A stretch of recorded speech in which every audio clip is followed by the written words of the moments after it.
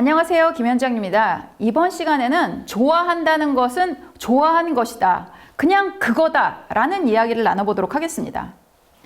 코칭을 오래 하면 할수록 리더십에서 가장 중요한 것은 리더의 말이 옳고 그름이 아니라는 것을 실감하게 됩니다. 사실 세상은 부족함 없이 이제 발달을 했어요. 우리가 뭐 굶어 죽고 이런 사람들이 아직 있지만 그거는 식량이 부족해서가 아니라 분배의 문제이죠. 이건 또 다른 얘기인 겁니다. 모든 것이 넘쳐나요. 그래서 이 와중에 우리는 이제 니즈가 아닌 어떤 원치에 의한 소비를 하게 되고 같은 기능을 가진 것들 중에서 마음에 드는 것을 고르려고 합니다. 그래서 옳고 그름마저 호불호에 맞춰서 재해석이 된다라는 거죠. 나는 아이폰이 좋아, 갤럭시가 좋아. 이게 뭐 옳은 게 있나요? 그냥 개인의 선호만 있는 겁니다. 우리가 경쟁 상품을 품질 면에서 뭐 이게 우위다 이렇게 하는 것은 별로 사실은 큰 의미 없는 경우들이 되게 많아요. 아이폰을 쓰는 사람들은요, 이게 액정이 잘 깨졌어요, 초기에. 그러면 그 깨진 액정에다가 뭐 이 테이프 같은 거 이렇게 붙이고 그 들고 다니는 게 이들의 자부심이었다는 거죠. 그리고 충전이 굉장히 기능이 약해서 콘센트만 보면 다 벽에 붙어 있어요. 이 모든 것을 삼성이 다 해결해 줬어요. 다 안 갈아타. 사람들이 안 삽니다. 그래서 사실은 사람들이 이게 더 좋아, 이게 더 옳아 이렇게 하는 거에 사람들이 마음이 흔들리는 시대가 아니라는 거죠. 그럼 무엇에 마음이 흔들리느냐? 그냥 좋은 거에 마음이 흔들리는 겁니다. 제품에서 우리가 이런 것들을 많이 볼 수가 있는데요. 대표적인 예가 펩시콜라와 코카콜라입니다.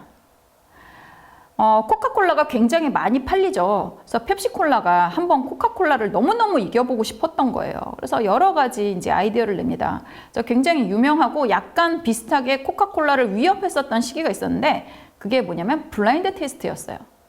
그래서 사람들한테 이 눈을 가리게 하고 콜라를 마시게 했어요.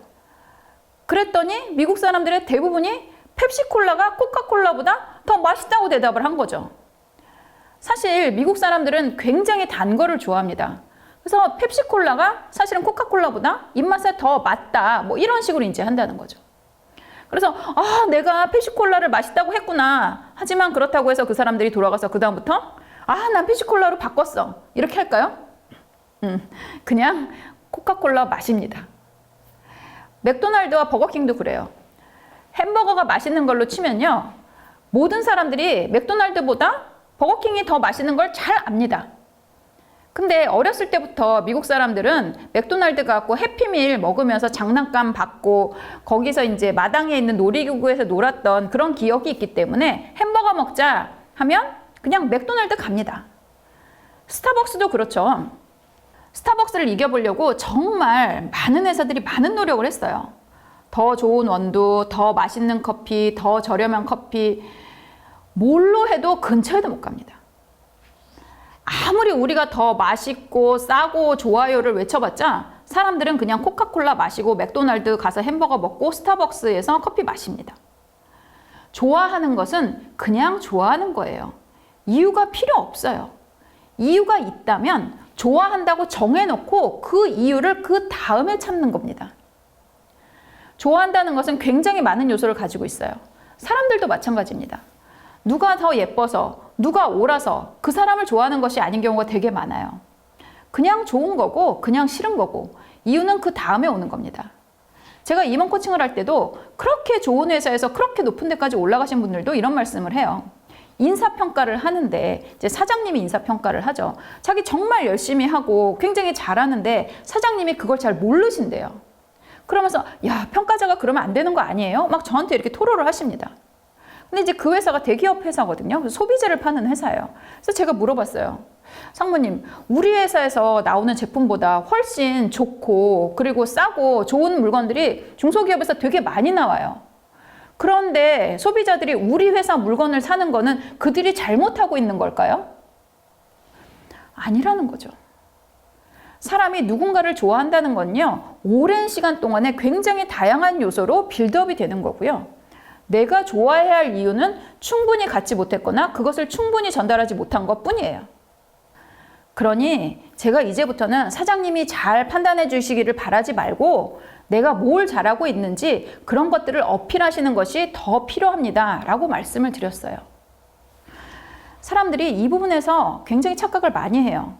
내가 어떤 부분을 갖추거나 무엇을 가지게 되면 사람들이 나를 좋아해 줄 거라고 말이죠.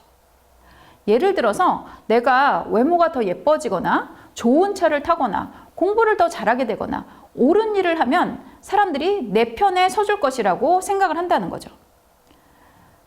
그런데 사람들은 이런 팩트보다는 전체적인 것들을 봐요. 이게 어느 정도로 전체적인 것이냐면요. 남녀 호감도에 대한 연구를 보면 냄새까지 영향을 끼친대요. 우리가 왜 이성남매방에 들어가면 아주 고약한 냄새 난다, 막 이런 느낌 받을 때 있으실 거예요. 그런데 그 남매가 바깥에 나가서 연애도 하고 뭐 이렇게 인기도 있는 것을 보면 좀 이해가 안 간다, 뭐 이런 느낌을 가지셨을 겁니다. 이것은 근친을 피하기 위한 진화의 메커니즘이라고 설명을 해요.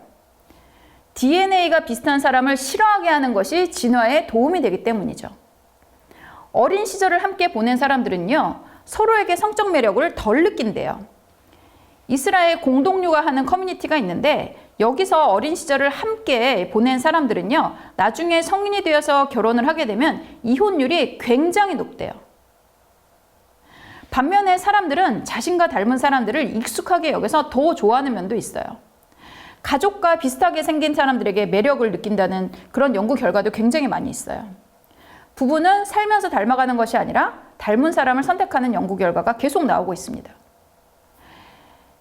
민족이 다른 사람보다는 같은 민족을 선호하는 면도 사람들이 높죠. 즉 우리가 누군가에 대해서 매력을 느끼고 좋아한다는 것은 상당히 복잡한 메커니즘을 가지고 있습니다. 제 생각에는요, 인간이 알아낸 것보다 더 많은 알아내지 못한 요인들의 영향을 받고 있을 거라고 생각을 해요. 그래서 이것을 우리는 그저 좋아한다, 친하다, 관계가 좋다라는 표현으로 그냥 표현을 하고 맙니다. 즉 좋아하는 거는 중요한데 우리가 생각하는 그 몇 가지가 사람들이 나를 좋아하게 할 수 없다는 거죠. 그리고 이 호불호는요, 우리 삶에 아주 광범위하게 영향을 끼칩니다. 심지어 우리나라는 더욱 심해요. 도덕적 판단을 하는 데 있어서까지 관계를 굉장히 중요하게 여긴다고 합니다. 어느 정도냐면 전 세계에서 1위예요. 우리나라는 똑같은 잘못을 하더라도 내가 아는 사람이 잘못을 했으면 아, 그럴 수도 있지, 이렇게 생각을 하고 내가 모르는 사람이 똑같은 잘못을 하면 막 맹비난을 합니다. 이게 전 세계에서 가장 심한 나라가 우리나라예요. 즉 내가 좋아하는 사람이 하는 말은요, 팥으로 메주를 쓴다고 해도 믿는 거고요. 내가 좋아하는 사람을 위해서는 불법도 영광스럽게 하는 그런 사람들입니다.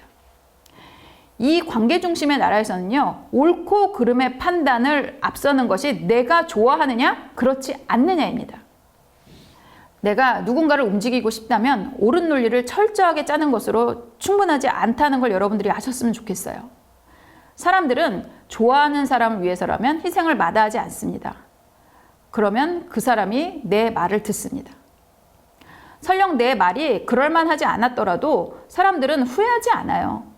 노인들을 대상으로 사기를 치는 무리들이 있죠. 음식을 대접하고 노래를 부르고 뭐 어머니 아버지 그러면서 막 절하고 업고 춤을 춥니다. 수천만 원의 사기를 당한 피해자가 말을 해요. 나는 사기를 당했어도 괜찮다. 누가 나에게 그렇게 살갑게 굴고 누가 거짓으로라도 나를 그렇게 좋아해 주겠는가.